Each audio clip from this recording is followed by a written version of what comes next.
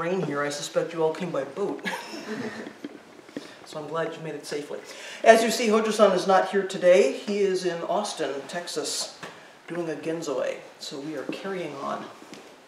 So I'm your entertainment for this morning.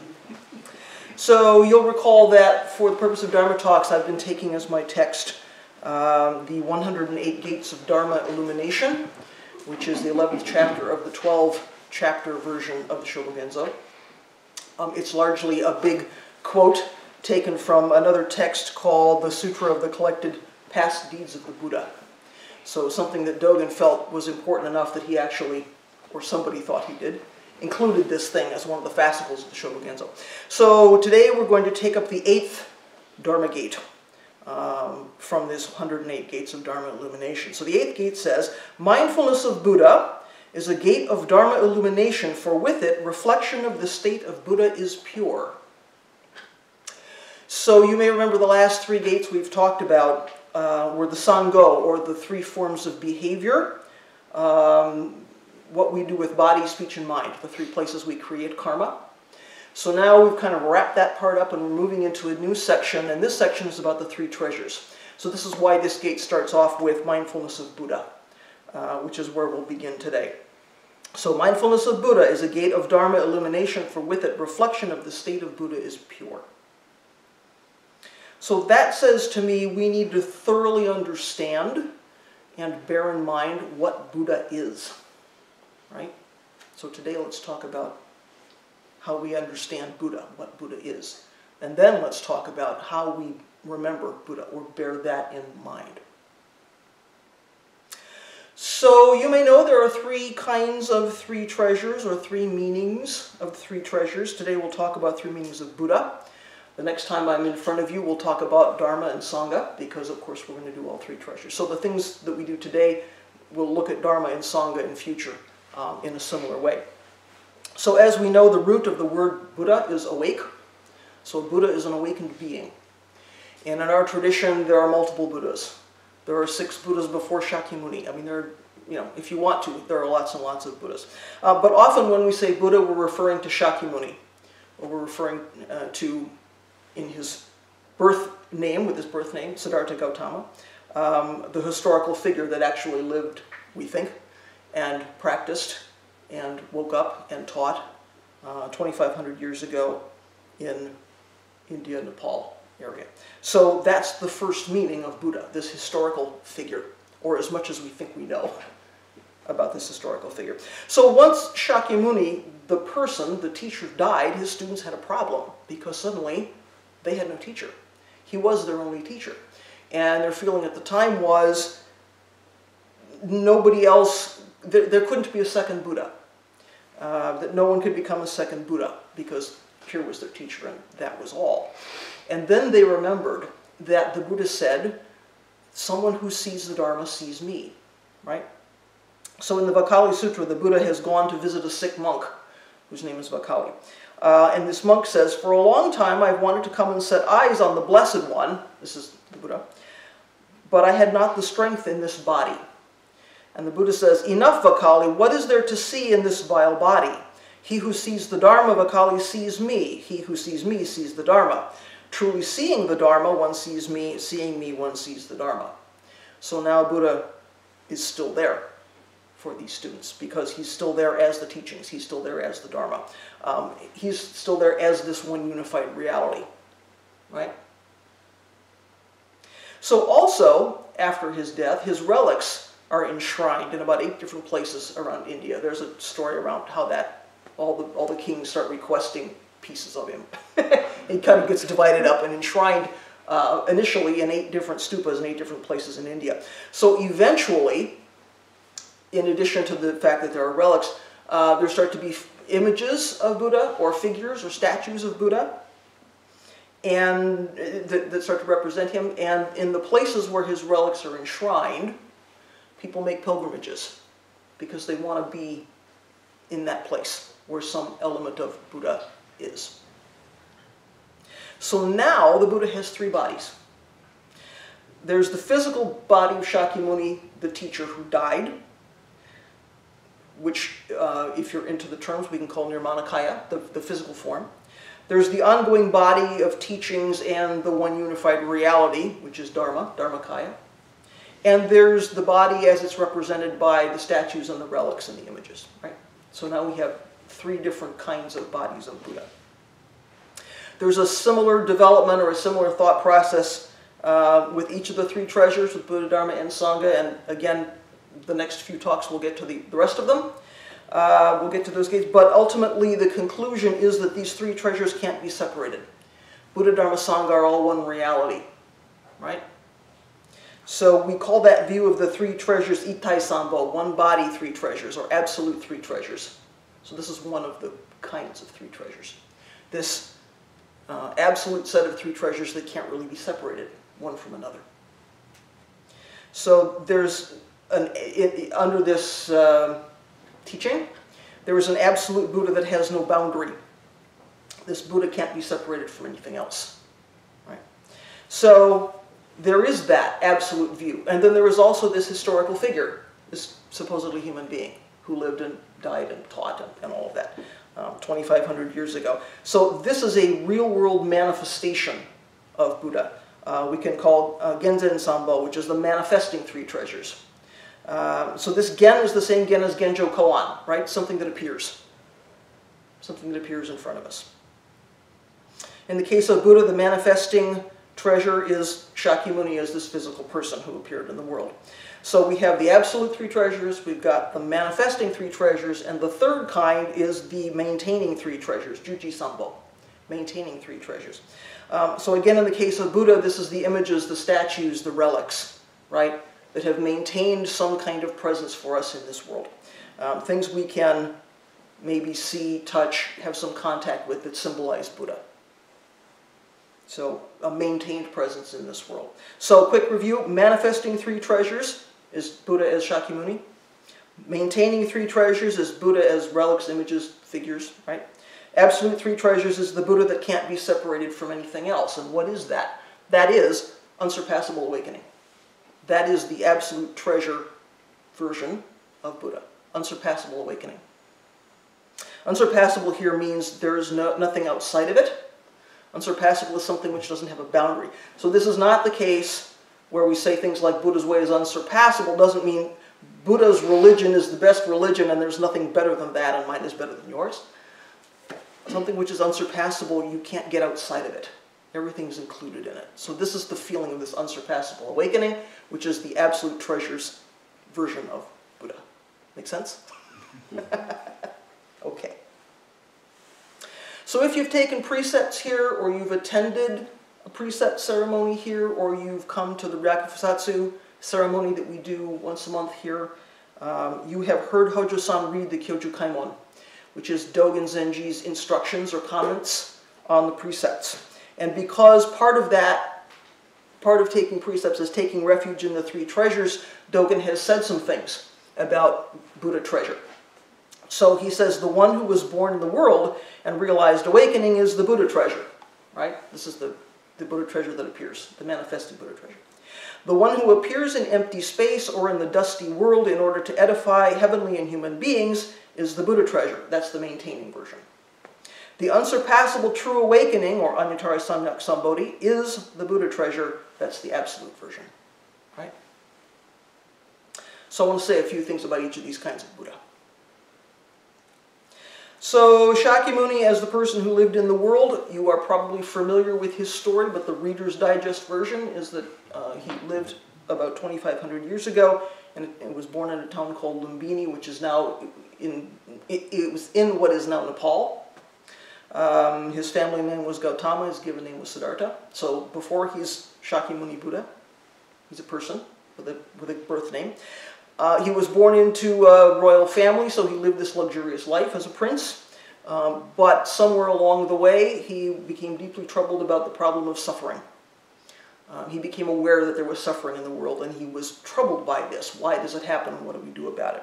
So he leaves home at the age of 29 to become a monk and to try to figure out some kind of practice that's going to help him get to the root of this problem of suffering. So after 6 years of practicing with various teachers, trying various kind of demanding ascetic practices, he finally sits down under a tree and experiences awakening at the age of about 35. You can see this is really the Reader's Digest version. But it's helpful to just review. So when he wakes up, now he is the Buddha, or he's a Buddha, because he is an awakened one. Right? So this is why we have so many names. One of the reasons we have so many names for Buddha. You might hear him referred to as Siddhartha Gautama. You might hear him referred to as Shakyamuni, the sage of the Shakya clan. It might be the Buddha. He has lots of names. But from this time, now that he's awakened, and the Buddha, he lives his life expounding various teachings. Some of the most important ones we've heard a lot about here from Hojo-san, things like the law of causation, or dependent origination, or interdependent origination, or interdependent co-origination, depending on your view. Certainly he taught about impermanence. All things are impermanent. Nothing has a fixed self-nature. Because causes and conditions are changing, by necessity everything that is coming from that is changing. So we have this constant changing stream of phenomena. And by extension then, there is no self. There is no fixed self. That doesn't mean we don't exist or don't have a personality. It means we don't have a fixed self that persists through time. Right? So all these kind of core teachings, Four Noble Truths, right? Life is characterized by suffering. Suffering is caused by our attachments and cravings and desires. The good news is there is a way to be liberated from that, and that way is the Eightfold Path. So these central core teachings. So Buddha travels around and teaches these things for the rest of his life, and it's because he showed others how to practice, and because he pointed us toward the Dharma, that we're still able to encounter these things today. You know, for the last 2,500 years, people have been able to encounter the Dharma and practice together, and it's because of Buddha and what he did and how he lived. So that is the manifesting Buddha treasure, right? So Buddha's relics and the images of the Buddha are the maintaining Buddha treasure, and again, something we can perhaps physically encounter in this world today. So relics are typically things like bones, or teeth, or hair. Shakyamuni died. When he died, he was cremated, but reportedly, after that cremation, people would find jewels amongst the ashes. So all of these things became relics. So originally, the remains were supposed to go back to his clan, Shakya clan, but 8 different kings started demanding something, some kind of relics for their own areas, for their own cities or towns or territories. So ultimately, all of this was divided into portions. And various stupas, you know stupas, were built in places in India to house these relics of Buddha. So there are a lot of tales in the succeeding years about how these relics were dug up and moved around and reapportioned and shared out. And so there are supposed to be supernatural powers associated with some of these relics. There's an interesting story about how when Maitreya Buddha, the future Buddha, is supposed to appear, that all of these relics are going to somehow gather up under the Bodhi tree and take the form of Shakyamuni sitting there. And when that disappears, then Maitreya will arrive. I don't know. We'll see. We'll see. So we're probably here more likely to encounter images or figures of Buddha than relics, although from time to time, I think I remember seeing relics have made tours around, and maybe we can encounter a relic, but more likely we're going to see a figure like that one, or an image somehow. But these things didn't actually start to exist until the 1st century CE, because when the Buddha was alive and shortly after he died, there was no anthropomorphic representation of him. So if you look at the earliest kind of stupas, where there might be carvings or something like that, what you will see is symbols of Buddha. You'll see a wheel, or you'll see feet, or you'll see a tree. You will not see something that looks like Buddha sitting, or like that, right? Because the artists didn't want to show him in that way. But then somehow, as time goes on and there is Greek influence in those areas, then we start to see sculptures. And interestingly, those early sculptures look a lot like Greek figures. You see the draped clothing, you see the curly hair, right? Because of the influence of that. It really shaped how those early figures were made and how Buddha was portrayed, the kind of sandals that he wore and all of those kinds of things. So those styles become mixed with Indian art styles. And even today, if you look at figures of Buddha, you can probably see, is this an Indian Buddha, a Chinese Buddha, a Japanese Buddha, right? Because, of course, they take on some characteristics of the cultures in which they're created. But these forms were fairly realistic depictions. They weren't supposedly kind of mythical depictions. They looked fairly realistic, like it was a person. You know, we could recognize somebody sitting with robes or something like that. There is some element of Buddha as a divine person, but it's a person, which is a change from symbols. So, of course, then Buddhism moves along the Silk Road, and we get all the influences of all the cultures that it encounters along the Silk Road. Not only sculpture, but we have paintings, we have carvings, we have various depictions of Buddha that start to develop. So all of these things we can consider this maintaining Buddha treasure. I would also include the important Buddhist pilgrimage sites in that maintaining a Buddha treasure, simply because people go on pilgrimage because they want to be in contact with something, right? I mean, you go to a stupa or an important Buddhist place, and I've been to a few of these. It's really quite something. You feel like there's something there. You want to circumambulate a stupa because there's a relic in there, you know. So somehow, to me, that's also part of this maintaining Buddha treasure. To go to an important place in Buddha's life, or a place where he taught, or a place where he lived, it's quite a powerful thing. To have some physical proximity to someplace you can imagine the Buddha being, right? So all of these things, venerating relics, viewing art, creating art perhaps, visiting a place, an important place in Buddha's life, all of those are helping us to maintain contact. That's a maintaining Buddha treasure. So the absolute Buddha treasure, again, this unsurpassable awakening. So we encounter this in the Heart Sutra, right? Something we chant here fairly frequently. With nothing to attain, a bodhisattva relies on prajnaparamita and attains unsurpassed, complete, perfect enlightenment. So that's this. So we could spend another week talking about what that is. Dogen Zenji called it Shinjin Datsuraku, dropping off body and mind. That's probably familiar also. So to use language to describe this unsurpassable awakening, this dropping off body and mind, we have to because we're humans, and this is how we learn and practice together and talk about it, but of course language is not adequate to describe what this is. So, you know, suffice it to say here that unsurpassable awakening might be clearly seeing and understanding how things really are, clearly understanding this one unified reality, and at the same time not actually being a separate entity that's having a separate experience of this one unified reality. Right? So it's another way to say no separation. So we clearly understand this one unified reality, but there's no me understanding this reality. There is just a unified something. So when we drop off body and mind, it seems to me we're no longer bound by or constricted by this karmic conditioning called my human form. And yet those karmic conditions don't go away. So we don't stop being human beings. We drop off body and mind, but body and mind are still there, right? So we're still humans, but we see through our delusions, we see through our concepts. We really get what all that means. And this is, to my mind, liberating all beings, liberating self and others, right? So we're no longer bound by our karmic conditioning, and yet our karmic conditioning is still here. So now we know what Buddha is, or we think we know what Buddha is, or we have some things to chew on about what Buddha is. What about this mindfulness of Buddha? Because this is all, you know, well and good, but what do we do with it? This is not an intellectual exercise, right? Our practice is not an intellectual exercise. So, mindfulness of Buddha is a gate of Dharma illumination, for with it reflection of the state of Buddha is pure. I wrote a chapter on mindfulness for a recent book on Eightfold Path. So if you really want to delve into what mindfulness means in the Soto Zen tradition, I invite you to look that up.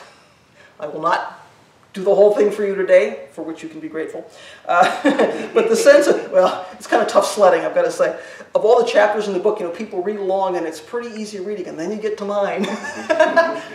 It was kind of tough going for people. But anyway, the sense of this word mindfulness, you know, all the way back to the Pali, and then all the way up through the Japanese Nen is about something that is remembered, right? So mindfulness in this context is something that's remembered.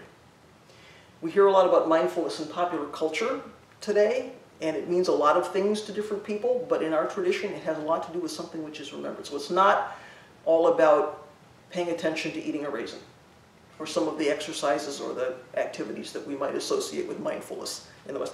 Nothing wrong with those activities, but it means something different here. So mindfulness is not about focusing on one thing to the exclusion of everything else and then thinking somehow we're going to suppress or block or avoid things we don't want to think about, and on that basis we're going to feel better. Not what's happening here. It's about bearing something in mind. In this case, it's about bearing in mind Buddha, mindfulness of Buddha. So it's about not forgetting what Buddha is, and there are many practices in our broad Buddhist tradition to help us do that, particularly related to the maintaining Buddha treasure. There are a number of paths or opportunities or practices or activities. Our tradition is rich with them to help us not forget Buddha, not forget what Buddha is, and to bear in mind Buddha. So, starting with the manifesting Buddha treasure, or Shakyamuni, who lived in this world, how do we remember him? How do we maintain mindfulness of that? There are certainly stories of his life and some written accounts of his teachings that we can read today, and we can learn from them. Of course, we don't know how much is true. That was all happening a long time ago. And we know there was a lot that wasn't written down for hundreds and hundreds of years. So we're relying on people's memories or historical evidence to reconstruct some things. But nonetheless, we think we know some things about Buddha's life. So even today, we can read about that. We can learn from that. We can take inspiration from that human being who lived. So what's important, I think, is not only Buddha's explanation of the Dharma and his expounding teachings about what he woke up to when he woke up. I think it's also the example of his life. How did he live? What did he do? How did he interact with people? And we see that when we read the sutras. We see how he spoke with people, how he led people along in their understanding, and how he was in the world. And we can take some inspiration from that, for our own practice. One would hope he's embodying wholesomeness. He's the Buddha, right? So here's an example of somebody embodying wholesomeness, living a wholesome life. And we can take some inspiration and some information from that. The Buddha always said he didn't invent the Dharma, right? He didn't invent reality. Reality was here before Buddha. But he saw it in a particular way and was able to help us try to see it in a particular way. So reality already existed before him, and it would have, even had he not awakened to it. Reality would still have been there, even had he not had an awakening experience and seen clearly what was going on. But he's the one who made it possible for us to encounter the Dharma and for us to practice the way he practiced. He taught others, who taught others, who taught others, who taught others, who taught Hojo-san, who taught me, and your teachers who've taught you. I suspect we all have multiple teachers in our lives. Somehow, because of Buddha, we still have this today, right? We can have a little gratitude for that, I think. It's quite an amazing thing when we think about it after 25 years. Supposedly, we have a lineage. Some of it's apocryphal, some of it's been made up to make us look good, but that's okay. It doesn't have to be literally true to be true, right? There's something very helpful about that bloodline. When you see lineage papers, that line is red. Why? Because it's a bloodline. This is all Buddhist family, so we're all Buddhist children, right? Please. You said 25 years. 2,500 years. That's what I thought. 2,500 years. That is an impressive number, right? It is. Yeah. Well, I mean, so imagine 2,500 years of people handing this practice from human to human to human to human, supposedly. There was no cyber ordination back then. You know? It went from human to human, teacher to student to teacher to student to teacher, right? So, I mean, when you think about the magnitude of that, that's pretty incredible. So we have 3 particular opportunities in a year to remember Shakyamuni. We observe all of them here. One is his birthday, which we celebrate here on the Sunday, which is the closest to April 8th. Right? So we have an opportunity to think about his story of his birth. We do some chanting. We make a nice flower pagoda. We have the kids in. We have a little fun around that. We celebrate together birth of Buddha. Second opportunity is his Enlightenment Day, which is on the Sunday closest to December 8th. We have a week-long sesshin leading up to that, and we have a ceremony to recognize, honor, celebrate the fact that he sat down under a tree, woke up, and because of that, we can do the same. He pointed us to how we can do the same. Our third opportunity is the day he died, Nirvana Day, which is the Sunday closest to February 8th, which we just did a few weeks ago. So we have an opportunity to consider what that means for us in our practice. And again, to read that story and to observe and pay attention to how he conducted himself, knowing he was going to die. Not blaming the person who gave him the tainted food, and trying to the end to get his students to see, once I'm gone, please continue practicing. This is not about me. This is about y'all. Right? And there's no reason we can't continue to practice. So he wanted this thing to go forward, even up to the point of his death. So we have 3 times in a year, at least, to think about the historical figure who lived and what we think we know about him. So as for the maintaining Buddha treasure, which again, the relics and the figures, when I was thinking about this, I remembered, we chant the Sharidaimon, which is a text of honor, homage to Buddha's relics. In Japan, I think we did it when somebody died, and we would go to the house right away to do a chanting service, because the funeral would last several days, or the memorials and funerals would last several days. So on that very first day after the person's died, the family's doing vigil. I think one of the things we did was the Sharidaimon. We also did it at the gravesite when we were interring the ashes, or if we were doing a memorial at the gravesite. We always did Sharidaimon. So although it's a verso homage to Buddha's relics, we were doing it for anybody who died. What does that say? We're all Buddha, right? We're all Buddha. So you may not ever have heard this verse, so I want to just read it to you in English, because it's kind of interesting. With wholehearted reverence, we bow to the relics of the true body of the Tathagata, who is fully endowed with myriad virtues, to the Dharma body, which is the fundamental ground, and to his stupa, which is the whole universe.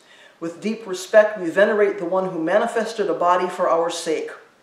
Through the sustaining power of the Buddha, which enters us even as we enter it, we verify awakening.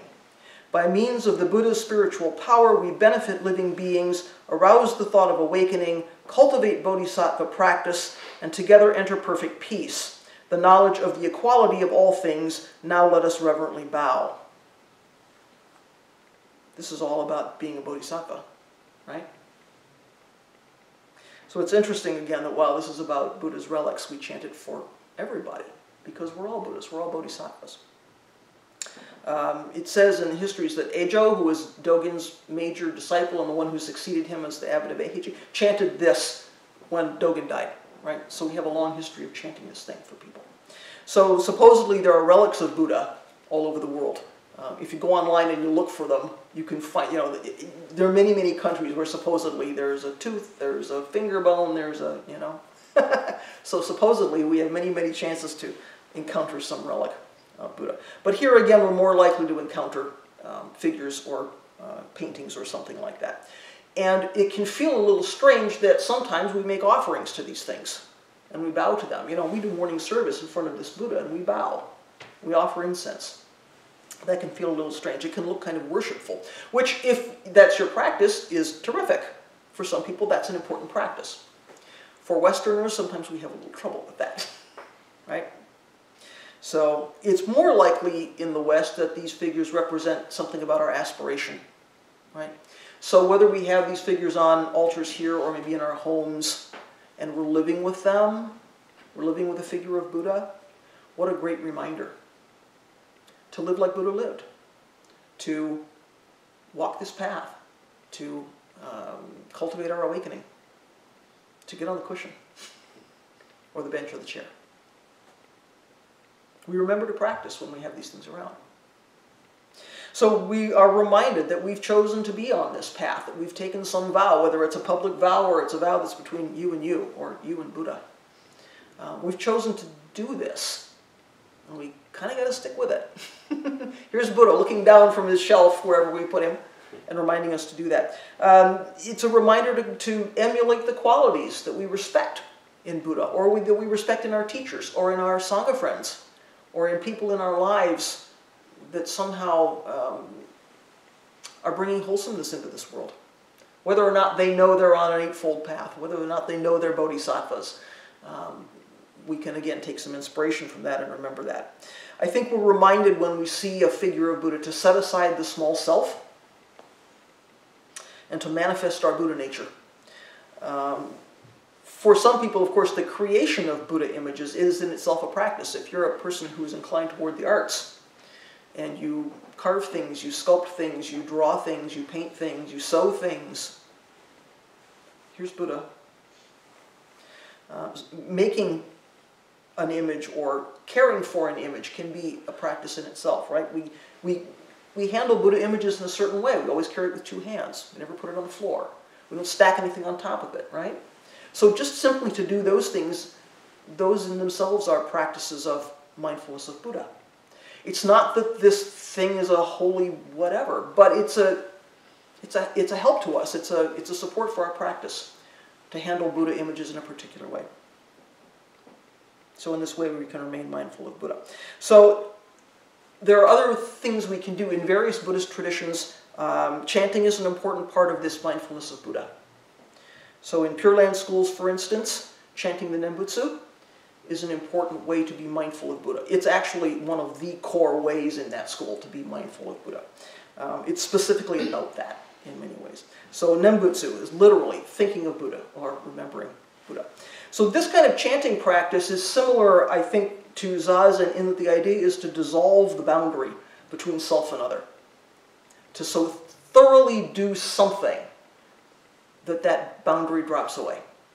And we manifest this unsurpassable awakening. So we're dissolving a boundary between self and other, or in this case between self and Buddha, because we'll be chanting the name of Buddha. And in doing that, we return to our original Buddha nature, and we manifest clearly, reflecting, as this Dharma Gate says, we clearly reflect Buddha, our Buddha nature. So when practitioners do this, they chant Namu Amida Butsu, or homage to Amida Buddha. And there are many ways to do this, many forms that this can take, depending on your school or on your sect. But one way in the Jodoshu, or the Pure Land school, is something called the San Shodai. San is 3, Sho is chant, Rai is bow. So they chant 3 times and then full bow. And repeat, chant 3 times and full bow. So I'm going to try to show you what this sounds like. I have to think about this for a minute. Namu Amida Bu Namu Amida Bu Namu Amida Bu. Full bow. And 3 times. So you can imagine this kind of chanting. You can really set aside small self and really dissolve this boundary. I mean, when I'm chanting like that, I can feel that happening. And maybe you do as well when you chant here, or if you chant at home. So there's an example of one of the practices practitioners would use to remain mindful of Buddha, to bring Buddha to mind, to invoke Buddha. So we don't do that kind of practice specifically here at Sanshin, but we can have that same attitude every time we chant the little thing we chant at the end of a sutra. All Buddhas, 10 directions 3 times. Right? We do that after every sutra. Sometimes more than once in a service if it's a long service. Every time we do that, we have a chance again to be mindful of Buddha. We're throwing the merit of our chanting out to all Buddhas, and somehow Buddha is there. So we can remember Buddha. We're invoking Buddhas or remembering Buddhas. Mindfulness of Buddha is a gate of Dharma illumination, for with it reflection of the state of the Buddha is pure. So this 8th gate is telling us that if we bear in mind what Buddha really is, we can more clearly reflect our own Buddha nature, right? So by really considering, practicing with, invoking, remembering what Buddha is in all the ways, in all the forms of Buddha, somehow we can most clearly manifest the Buddha nature which is already here, right? So there already is no separation between us and Buddha. We just have to get out of the way. So in this way we can maintain our aspiration to practice and to manifest awakening and not to be sidetracked by the various hindrances and delusions and distractions and things that happen in this samsaric life that we live here. I think it also helps us to remember that our zazen and our practice is not solely for our own benefit. It's not for our own enjoyment completely. It's good if we enjoy it, but that's not the point, as we know. So we can have a little bit of gratitude for Shakyamuni and for all the teachers and the practitioners who came before us to make it possible for us to do this practice and to manifest our awakening, to know that awakening is there and to manifest that awakening. And to sort of remember that it's also kind of not for our short-term gain, this zazen, this practice. We may come to the cushion because we feel our suffering and we want to get rid of our suffering, or we want somehow to deal with our suffering. We have pesky problems in our lives, and somehow our practice is going to remove them or distance us from them. So, of course, we may actually feel some relief from our suffering because of our spiritual practice and because of our sitting. But, we know that's, of course, not the point. That's not what this is about. This practice is about awakening to the same reality that Buddha awakened to when he sat down under the tree 2,500 years ago. So, it's about realizing, making real, our Buddha nature as we move through the world. So, it's not that Buddha nature is here and then we have a life. How do we manifest that Buddha nature clearly in our day-to-day activities, in the work that we do, in interacting with people, helping people, washing dishes, walking the dog, whatever that means.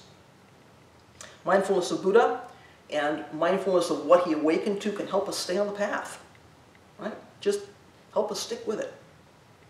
So, I'm sure you've heard this before, but the Buddha awakened to two things. He awakened to the nature of suffering and what we can do about it. So it's not only, yes, life is characterized by suffering. There's activity that has to happen around that. There's something we do about that or with that. There's a way we engage with that, so it's not just here, right? So the nature of suffering he described, of course, in the Four Noble Truths, and again, it's familiar territory, I'm sure. Life is characterized by suffering. Suffering is caused by our attachments, our greed, our desires. There is a means of liberating ourselves and all beings from this suffering. That fourth is, what do we do about it? It's the Eightfold Path. So those first three is the nature of suffering, and that fourth one is the what do we do about it? So it's all there. He's given us the entire picture. So the nature of suffering is the nature of reality, right? The reality is we're not separate from anything. There is no separation, and yet because of our karmic conditioning, because we were born in this form and we have human bodies and minds, we've convinced ourselves that there is a separation there. And out of that gap arises our suffering. So our zazen, I think, interestingly, is a reenactment of what Buddha did. So imagine everyone's sitting here as though we're doing zazen. Look at all the Buddhas in this room, right? Because our zazen is a reenactment of what he did. We're recreating the conditions into which he put himself when he was concerned about this problem of suffering. And he said, I'm not getting up from under this tree until I get it. This is a big problem, and I've got to get to the bottom of this thing, and I'm not getting up from under this tree until it happens. So he created some conditions for himself about how that was going to play out. So when we sit down to do our zazen, we're doing what Buddha did, right? We're reenacting what Buddha did. Buddha is here, still, 2,500 years later. We sit this way because Buddha sat this way, supposedly. This posture predates Buddha. But if he sat this way and we're sitting this way, there's some connection, right? I mean, doesn't it feel like there's something happening, that there's some connection there? We're putting ourselves directly into the middle of Buddha's awakening. When we sit down like this, we're sitting down like Buddhas, and we're sitting down with Buddhas, and with every person who has sat this way in space and time. So I know, I started my practice in Minneapolis, and I remember a day when I was sitting in the Zendo, and I happened to be sitting close to the door for some reason. And at that point, that place had been around for about 30 years. And suddenly it became very clear to me that I was sitting not only with all the people in that room, and potentially all the other people on a Sunday morning who are doing what we're doing, but I imagined 30 years of practitioners coming in that door. Some of them I knew. Some of the old-timers, I knew. And I knew they'd been coming there a lot longer than I had. And I thought, oh, wow, this is not only space, it's also time. I imagined all those 30 years of practitioners. That was an interesting moment because we're all still sitting together, The first time I went to Japan was sitting zazen. I thought, my gosh, I'm sitting zazen in Japan. But there's people in America sitting zazen. We're all sitting. It gave me a much better feeling for when I'm sitting here, there's people all over the world sitting, right? We're all reenacting what Buddha did. There's Buddha. Where else is he going to be, right? It makes zazen a even more meaningful practice, I think, because it's not just about this one, and it's not just about right now. So here's Buddha. We're putting ourselves directly into the middle of Buddha's awakening, and we're carrying on his practice. He's still here. So I think in that way, zazen becomes the ultimate mindfulness of Buddha. Right? Enough for me. What would you like to say about any of that or anything that's percolating for you?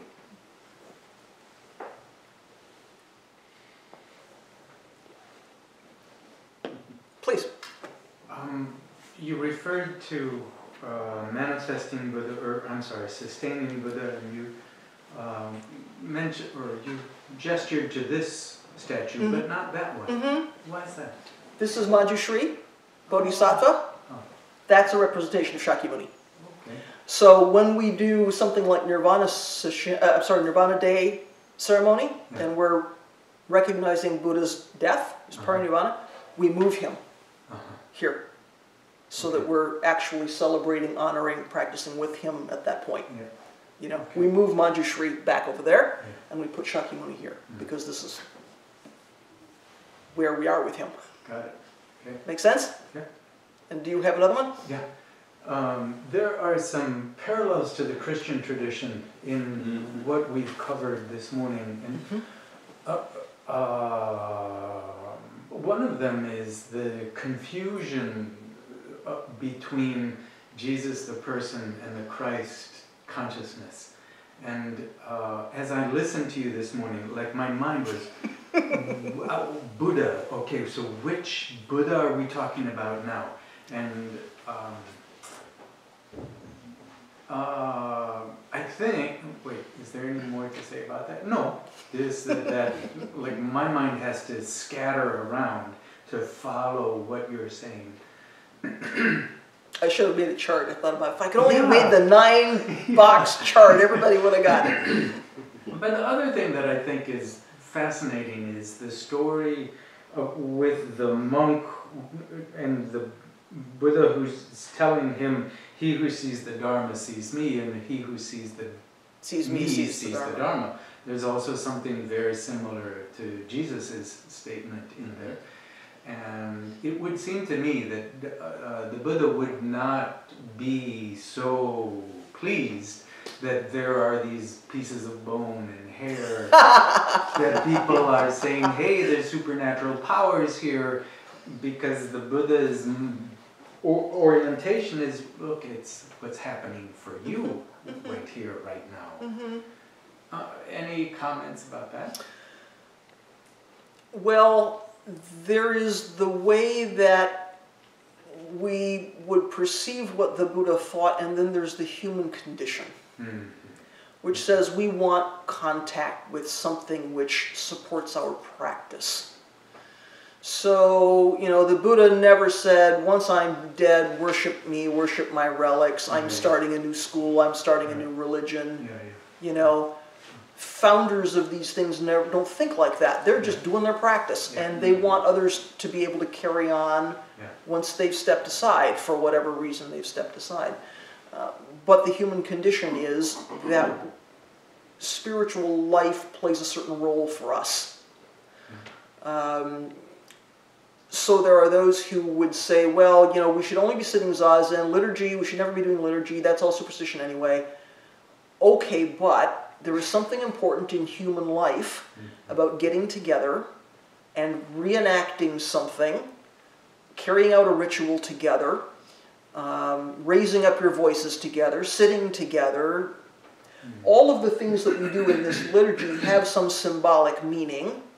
This becomes a sacred space and certain things happen within the sacred space. And if that's meaningful in your life and practice, amen. Mm-hmm. And if it's not, okay, sit zazen, you know. We say that we have 3 main practices here. We do zazen, work, and study. We don't say liturgy and venerating relics. But if somehow that's meaningful, that's fine. You know, so we don't say that, but yet we carry Buddha with 2 hands. We don't put Buddha on the floor. To me, sutras are a relic of Buddha. I mean, my personal practice is that sutras are a relic of Buddha, because they are. I mean, that's something he left behind. So I follow some of the kind of traditional things about that. I don't put sutras on the floor. You know, I handle them with 2 hands too, like I would handle Buddha. Because to me, that's a relic. It's something he left behind. Yes, it's Dharma. It's the maintaining treasure around Dharma, which we'll talk about the next time the next time I'm up in front of you. So, you know, would Buddha have ever said, write down everything I say and venerate it? You know, he would not have wanted cult of the book. And there was big cult of the book, right? I mean, later on in Buddhist tradition, we've got people, you know, copying sutras, enshrining them in jeweled caskets inside of stupas, and they're taking the place of a Buddha because we're treating them that way. So he who sees the Dharma sees me. I mean, there it is, right? So this can go a bunch of different ways. But no, Buddha would not have said, here's my finger bone, you know, this is a supernatural thing and please keep it with you and, you know, bow to it forever and ever. But I think he would have recognized that because of our karmic conditioning, we're born with a certain kind of heart-mind, and we want to take some inspiration and encouragement and comfort from that, you know? I mean, you've all seen the picture, I'm sure, of Buddha's lying before he died, you know, lying on his side, and, you know, people are weeping, and there's stories about his attendants are all, you know, one of them's leaning against the door frame just sobbing because the Buddha's going to go. Of course he has to say, but this is bigger than me. There's something beyond me. When you sit down and you practice, there I am. His followers needed to hear that. So, skillful means, yes? It seems compassionate to be able to recognize Yes. the karmic condition Yes. and the things that we could use to help support our practice, Certainly. which is what he's suggesting. Certainly.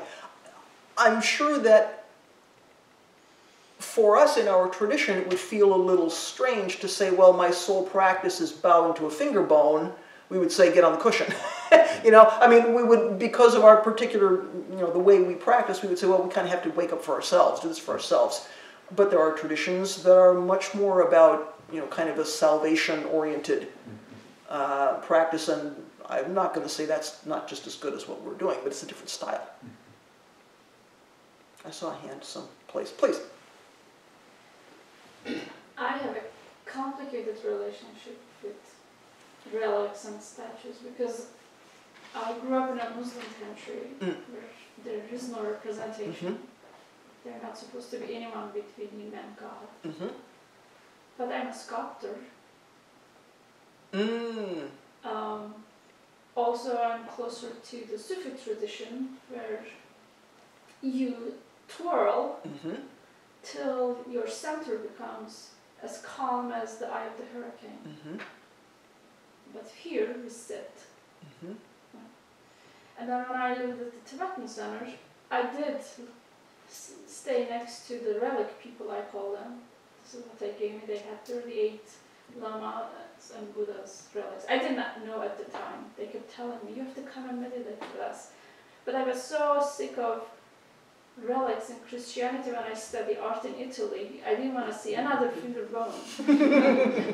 So she literally had to like drag me next to the relics to, you know, sit me down. And so I see it as something to trigger the condition of our brain to get into a different space because we're not really good at it's like a shortcut. We're not good at doing it in another way. Well, I think, you know, if relics are meaningful in your practice, that's good. And if something else is more meaningful in your practice, that's fine too. We don't have anything enshrined here, you know. And I think, you know, in a Western country where people are coming from Christian traditions and other Abrahamic traditions, that relationship with relics is complicated and is different. So it is one kind of maintaining Buddha treasure. It's not the only one. Did I see another hand someplace? I thought somebody else was. You and then you. Please. Could you speak about bowing a little bit? Bowing or Yes. vowing? B-O-W-I-N-G. Bowing. As in, like, why do we do it? I want to make sure I actually answer your question. So, Bowing to Buddha. bowing to Buddha. I think most teachers would say that when we bow, it's an opportunity to put aside self, and we're not bowing to something which is outside of ourselves. We have the opportunity to be humble and grateful. But I think in a way, like, when I bow before I give a talk, there's a part of me that's saying, please help me. That's my own personal practice. I don't expect anyone else to feel that way, but for me, I'm just now, because I haven't articulated this, so I'm actually thinking about how does that feel in my body. There's a part of me saying, please help me. There's a part of me saying, I'm offering this to you. I'm offering my understanding of the Dharma. Here and here. So to me, bowing is an offering. I mean, when we go and we offer incense, there's a sort of a pattern, right? You have to start here with a bow. You go around and you make your offering, you bow, you come back and you bow 3 times. It's like bookends. I can't offer something without bowing 3 times. It's part of the same deal. It's all an offering. So, I mean, in this case, I have a figure here that I can use for aspiration and inspiration, but I'm really offering to all beings. I'm saying, here I am, take it. Here I am. I'm raising something up, higher than me, which is not I'm less than, because supposedly we do this at Buddha's feet in our hands, right? We're raising Buddha over our heads, which goes back before Buddha. Anything you raised over your head, I think, in early Vedic practice was, above you. So it's not that I'm saying something is better than me. I'm simply saying I'm not the most important thing in the universe. I have an opportunity to set that aside and say something else can happen. I can get out of the way. To me, that's what bowing is about. I mean, there's lots of cultural stuff around bowing.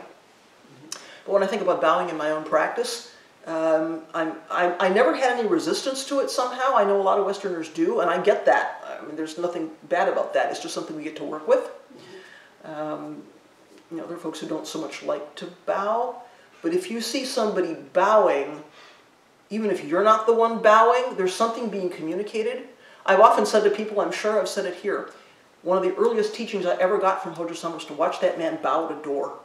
And bowing, because this was in Minneapolis. I was practicing with him all those years ago in Minneapolis. And I would watch how he came into the Zendo and how he bowed, and there was no self there.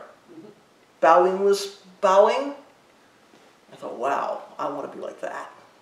It had nothing to do with Dogen study. It was how did he conduct himself in the world, which is why I think if we pay attention to how Buddha conducted himself in the world, there's something helpful there too. Not only watching our teachers and watching our Sangha friends, but thinking about just how was Buddha in the world. And we can do that with anybody we find to be a kind of an inspirational figure. But anyway, to me, that's when I think about my own bowing practice, which I guess is all I can talk about, that's how it feels to me. Does that help? Yeah. And is there anything else you'd like to follow up with there? How does it feel to you when you do bowing? Can I put you on the spot? Physically painful. Well, even just standing bow. Standing bow, yeah, is okay. I liked very much what you said about Hojo-san. And I can still picture it. Yes. Well, I've been coming here, how long has it been? About 8 years. And one of the main things I do is watch him. Since he's not here, I can say. You can. And We'll tell him later. I often wonder, how did he get to be that way? And I imagine it's partly from bowing a lot over decades, and also, of course, from zazen and studying and so on. And I think you're absolutely right. There's, in his activity, the self is somehow not there in the same way. Yeah, it's there, but it doesn't get in the way. Yeah. He's not a robot, but it doesn't get in the way.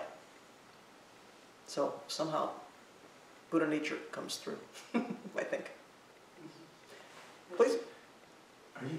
I didn't mean to cut you off, Allison. Are you finished? I'm sorry. Yeah.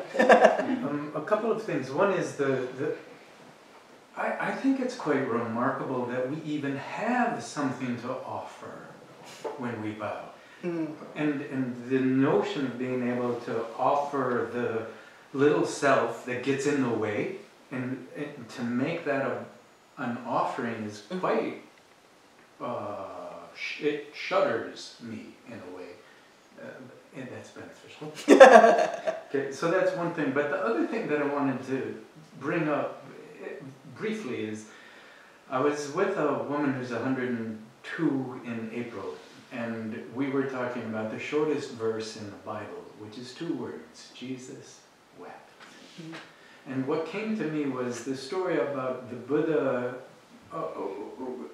connecting with the king of his clan who's in combat, and he can't stop the fighting. He can't stop the wounded people. He can't stop the dying. And there's not a little verse that I know of the Buddha weeping, but there is, from my perspective, an acknowledgement that there are things that he can't control, and it relates to other people's suffering. And the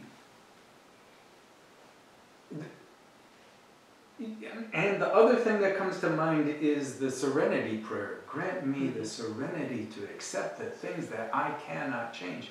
My guess is, at least for me, that part of that serenity includes allowing there to be my sorrow over the suffering in our world that I can't do anything about. That includes people who are sleeping in the rain.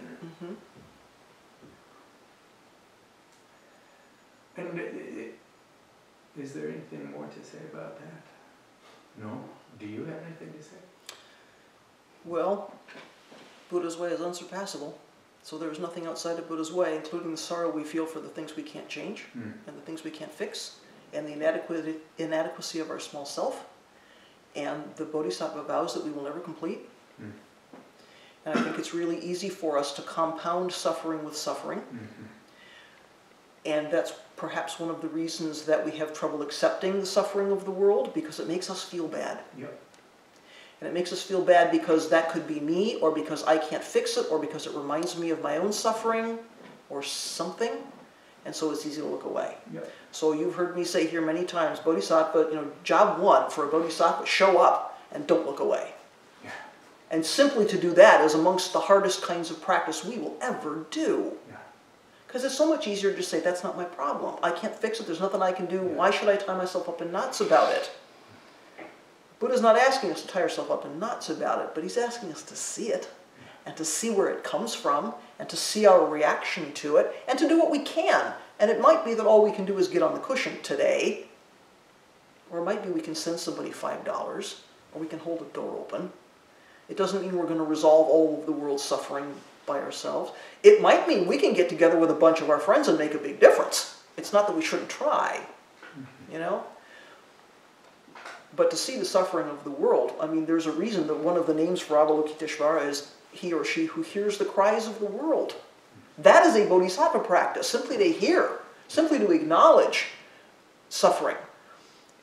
And one of the ways we put that is we have to accept suffering. Now, we don't like to hear that because we think what that means is we have to accept that suffering is okay.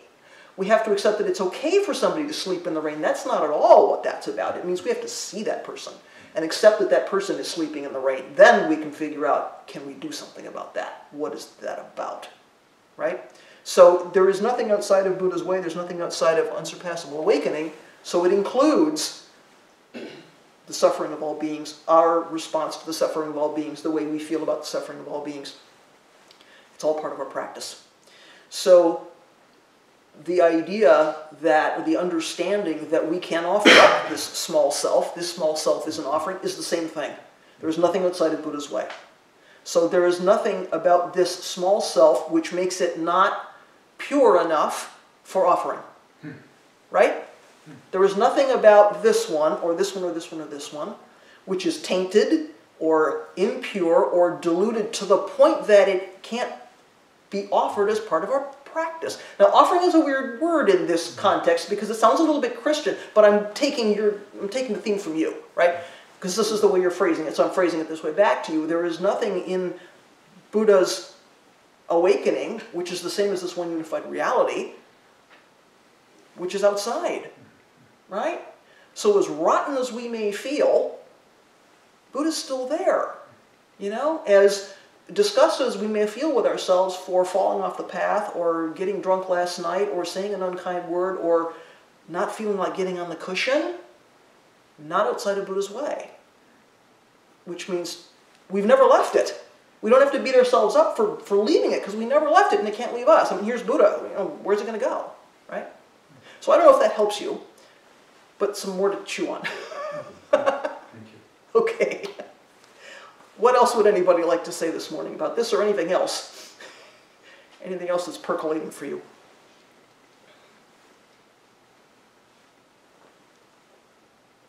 All right. The next time we get together, we'll talk about Dharma. We'll have another good discussion. Thank you very much.